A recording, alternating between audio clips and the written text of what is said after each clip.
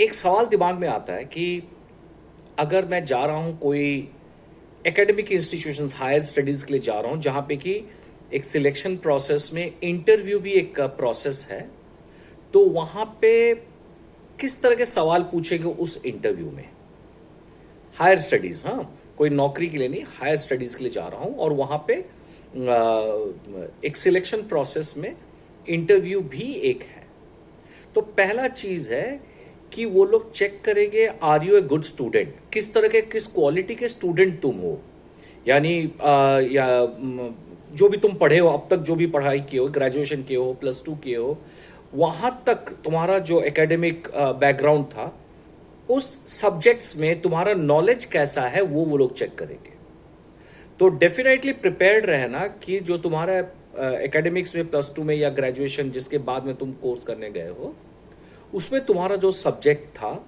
उस सब्जेक्ट पे क्वेश्चंस अगर सवाल पूछा जाए तुम सही तरीके से आंसर कर पा रहे हो कि नहीं। क्वेश्चंस बेसिक्स होंगे, बेसिक क्वेश्चंस होंगे, कोई बहुत हाई फंडा वाला क्वेश्चन नहीं पूछेंगे बट बेसिक क्वेश्चंस डेफिनेटली पूछेंगे। और तैयार रहना इंटरव्यू जाने से पहले कि वो सब क्वेश्चंस जो एकेडमिक वाले क्वेश्चंस हैं वो सब तुम प्रिपेयर होके जाओ। आइडियली मुझे जो लगता है कि वो लोग अगर इंटरव्यू लेंगे 15 to 20 मिनट्स का लेंगे और 15 to 20 मिनट्स में बेसिकली जो पहला सेट ऑफ क्वेश्चंस रहेगा, सपोज अगर वो लोग 15-20 मिनट्स में तुमसे करीब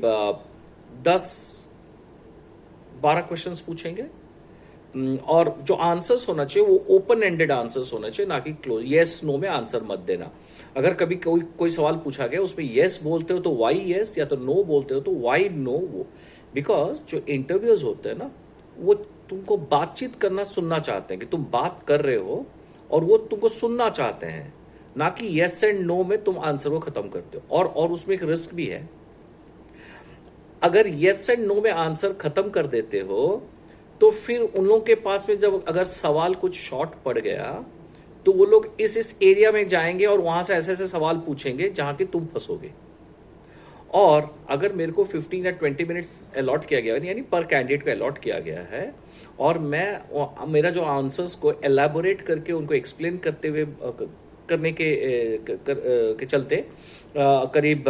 वो भी 15-20 मिनट निकल गया और 10 क्वेश्चन में मेरा इंटरव्यू का टाइम खत्म हो गया और मैं सही तरीके से इंटरव्यू दे दिया, तो मस्त है। और अगर मैं उनका सवाल को येस और नो में बोलता गया तो हो सकता है कि 10 मिनट के अंदर में 10 क्वेश्चन खत्म हो जाए।